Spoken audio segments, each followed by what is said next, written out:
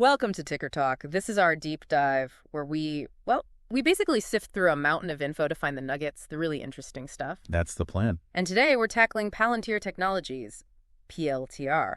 We're looking at their latest financials, the Q1 report, and their earnings call. Right. We've dug into the Form 10Q for the quarter ending March 31st, 2025, and listened closely to that webcast. Our goal here, cut through the noise, find those potentially game-changing bits, maybe have a bit of fun, but keep it professional, give you a clearer picture of where they stand and maybe where they're headed. Exactly. But first, the usual housekeeping. Yes. Very important. What you're about to hear is our take on the public info. It is absolutely not financial advice. Seriously. Do your own research, make your own calls. Okay, let's get started. Right, let's dive into some numbers that are less snooze fest spreadsheets and maybe more like fireworks, for the financially curious. Yeah, definitely some eye-popping figures this time. Right. For the quarter ending March 31st, 2025, Palantir just dropped their financials. And, well, the year-over-year jump is pretty big. Revenue up 40% to $883.855 million. That's a huge number, 40%. And the net income, it didn't just, inch up. No, not at all. It more than doubled. Exactly, to $217.7117 million from about $106 million last year. That kind of growth makes you sit up and, ask, okay, what's the secret sauce here? And that's exactly what we're aiming to unpack today. Good. We've got Palantir's official Q1 2025 Form 10Q right here, plus some pretty juicy insights pulled straight from their earnings webcast. Okay. So forget the jargon jungle. Our mission is really to pinpoint what's driving these impressive results. We'll focus on both the commercial and the government sides. Think of it as a financial treasure map, maybe? And we're here to guide you to the gold. Exactly, a treasure map. I like that. We're not just reading out numbers, right? We want to understand the engine behind this growth. The earnings call was apparently buzzing. They even hinted at some real game changers. They did use that phrase. So we're going to unpack those, see if they hold water, and figure out what it all means for Palantir's future. Basically, this is your shortcut to getting the picture without wading through Wall Street hieroglyphics. Clarity that clicks, that's the goal. And just to be clear, everything we talk about today comes from those two key sources, the 10Q for Q1 2025 and those webcast excerpts. Perfect. Okay, so let's zero in on this financial surge. Yeah. 40% revenue leap, $634 million to over $883 million in a year. That's not small potatoes. Not at all. And it's not just the top line looking good. Right. What else stood out? Well, the gross profit also climbed nicely from about $518 million to over $710 million. Okay. But what really catches the eye, I think, is the income from operations. That more than doubled, too. Jumped from around $81 million to $176 million. Wow. Okay. So profit's way up. And as you said, net income followed right along, landing at that $217.7 million mark. It really suggests they're not just selling more, they're doing it much more profitably. Exactly. More coming in, and crucially, a much bigger slice staying in. So how's that revenue pie looking these days? Where is it coming from? So for Q1 2025, the split was 55% from government clients and 45% from commercial customers. Okay, still majority government, but commercial's a big chunk. It is. But here's a really interesting bit. The growth within the U.S. market. Over the 12 months ending March 31st, their U.S. customer revenue shot up by, get this, 47% year over year. 47% just in the U.S. Yep. And in this last quarter specifically, 71% of their total revenue came from the U.S. 71%. So Uncle Sam and American companies are really driving things. It certainly looks that way. Seems like they're really buying what Palantir's selling. Is that domestic momentum something that's been building, or is this quarter an outlier? The report definitely points to a strong, continued upward trend in the U.S. market. And something else that highlights this stickiness, the average revenue from their top 20 customers. That grew by 26% year over year. Okay, so the big fish are spending more too. Exactly. Suggests they're not just landing new clients, but those key relationships are getting deeper, more valuable. Now, for the number nerds out there, and you know who you are, Palantir's Rule of 40 score, it nudged up from 81 to 83. For those of us who don't speak fluent sauce metrics, what's the headline? Why care about the Rule of 40? Right, good question. Think of the Rule of 40 as like a quick health check for these kinds of growth tech companies. You basically add their revenue growth rate, that 40%, to their profit margin. Okay. If the total is over 40%, it's generally seen as a good sign. It suggests they're balancing that rapid growth with profitability. So going from 81 to 83 is really good. Yeah, it's very strong. It indicates they're not just growing like crazy. They're actually becoming more efficient, more profitable as they scale up. It's like they're sprinting a marathon and somehow getting faster. Okay, got it. Not just throwing money at growth. They're becoming more streamlined. That makes sense. Now let's get to the exciting stuff, those game changer hints from the conference call. What were the big things that made you go, uh-huh? Well, the undisputed headliner was the apparently unrelenting demand for their artificial intelligence platform, AIP. AIP. Okay. From the sound of it, this isn't just buzz anymore. It's directly translating into deals.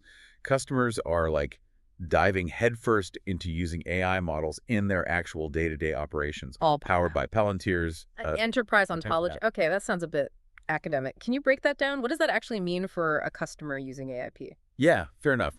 Think of the enterprise ontology as like the secret decoder ring. It allows AIP to understand how all the different pieces of a company's data connect and relate to each other, like a universal translator for their data. Exactly. So when those AI models are running, they're not just looking at isolated bits of info, they're seeing the bigger picture, the context.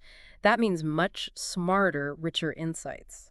Got it. So it's like giving the AI a properly educated brain because it understands how everything fits together. Hmm. Now, you said unrelenting demand.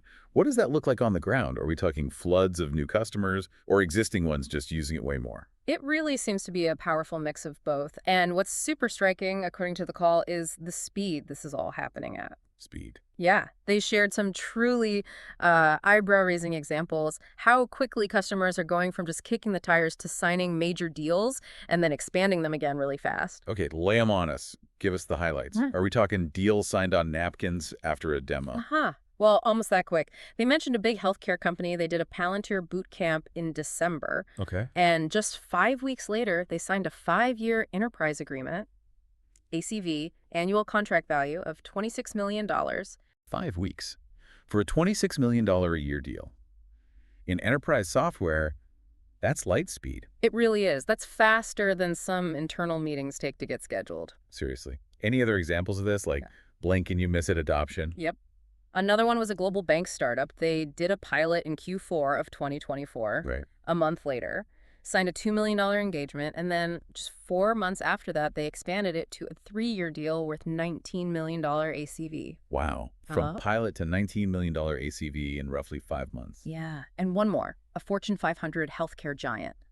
Started with Palantir in Q2 2024, signed a 5-year, $10 million ACV conversion deal just last quarter. Okay, so the pattern is try it, see results fast, sign bigger deals. That seems to be the narrative. Customers are seeing incredibly fast, tangible returns. Palantir actually called it quantified exceptionalism. Quantified exceptionalism, I like that. It's not just promises, it's like measurable impact from day one. Exactly. And they backed that up by name-dropping some pretty big companies singing their praises on the call, right? They certainly did.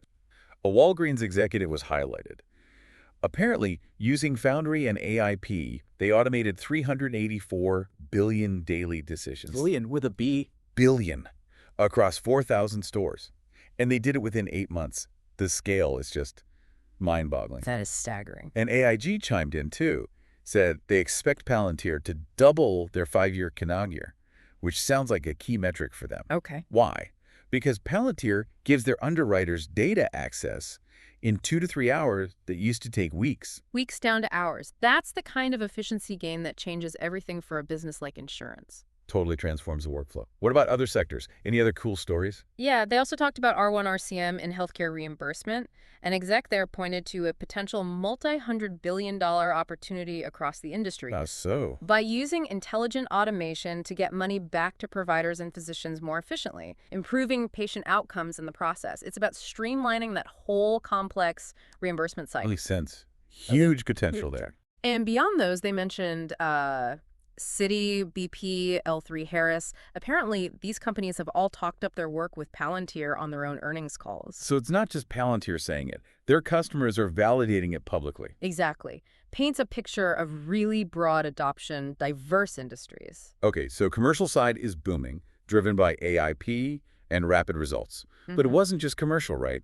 The government business also flexed some muscle. Absolutely. You can't forget their roots. The U.S. government sector revenue grew by a very impressive 45% year over year. 45%. Still huge growth there, too. Definitely. The strategy seems to be pushing their commercially proven, sort of battle-tested products into government agencies to boost efficiency. It's like saying, hey, this works great for Fortune 500s, it can work great for you too. And we heard some pretty big news on the Defense Department and NATO front. It sounds like things are getting serious there. Very serious. So they locked in deals expanding their work within the DoD. There's a big emphasis on the impact of their Maven smart system. Maven, right. Yeah, across various combatant commands, the COCOMs, and different services. And internationally, a huge win. NATO officially adopted Palantir's Maven Smart System Adopted it how? as its core AI-powered mission command solution across all 32 member nations. Wow.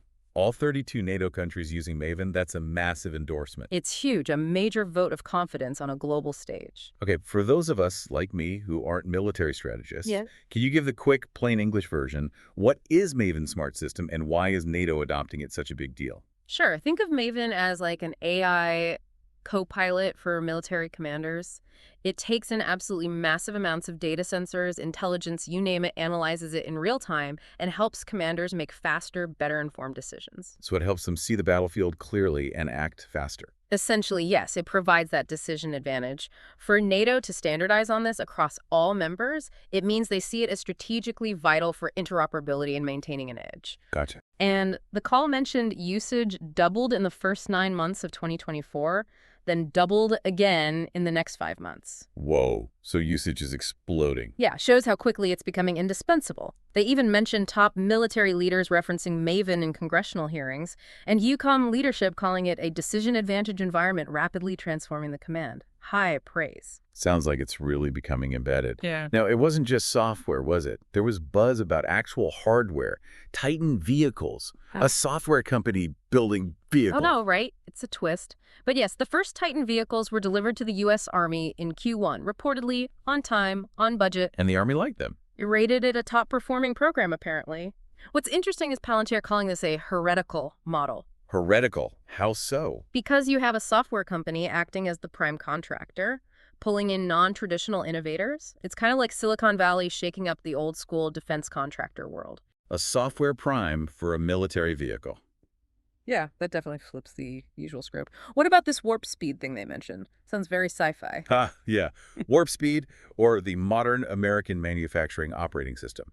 Another area they say is exceeding expectations, both in adoption and product development. And what's the goal there? It's aimed at helping revitalize American manufacturing, using their software prowess to connect and optimize operations for both traditional defense companies and newer players, pushing that whole reindustrialization theme. So connecting the dots for modern manufacturing. Makes sense. Seems to be gaining real traction. And one more thing on AI, beyond just commercial use, they talked about AI agents. AI agents doing what? In defense specifically, analyzing intelligence, finding targets, automating staff work, improving battle space understanding. They even gave an example like how coordinating a hurricane rescue, which might take days for humans, could potentially be done in minutes by AI agents. Okay, so AI isn't just optimizing spreadsheets, it's potentially automating complex operational tasks. That's the picture they painted. Pretty significant implications. Okay, so the story this quarter is impressive numbers, yes, but really driven by tangible impact from AIP. Big government program wins. Just a lot of momentum. But, we always have to look at the road ahead too. Pump the brakes slightly. What did they signal about potential bumps or things to watch? Right, always important. First, the standard disclaimer. Any talk about the future involves forward-looking statements. They were clear these are subject to risks, uncertainties.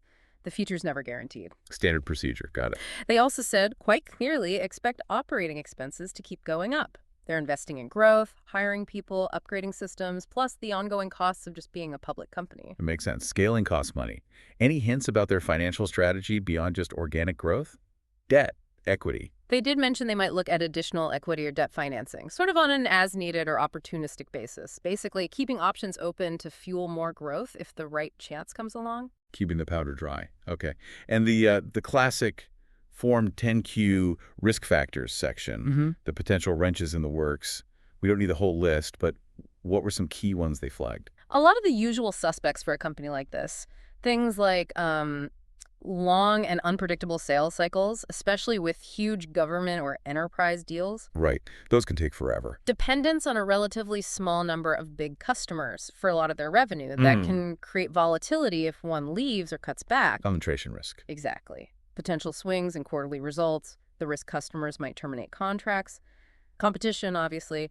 Dependence on third-party cloud like AWS and Microsoft Azure. Can't run without the cloud giants. Cybersecurity risks, always huge. Potential legal issues, geopolitical instability, they mentioned Ukraine, the Middle East specifically. Stock price volatility. And finally, founder voting control, which is something investors always note. Okay, so a standard but important list of things that could impact them. Good reminder that even with strong performance, risks are always there. All right, let's wrap this deep dive up, distill it down. What are the absolute key takeaways that jumped out at you from this quarter? I think the main story is just significant and maybe even accelerating momentum.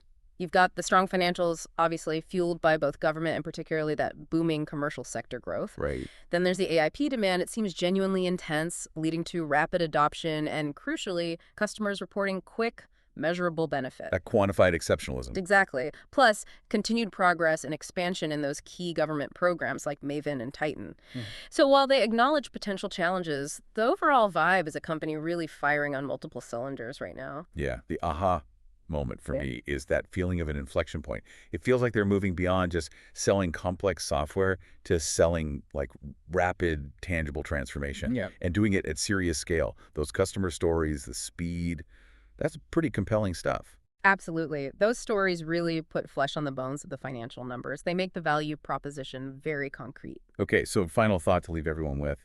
With AIP showing this kind of rapid adoption and impact from, banking and healthcare to NATO command centers, how might Palantir's approach actually reshape whole industries over the next few years? Mhm. And maybe even bigger picture? What are the broader implications for society even of having AI-driven decision-making deployed at this kind of increasing scale and speed? Definitely something to chew on. A very big question indeed. Lots to think about regarding that long-term trajectory and the role AI will play.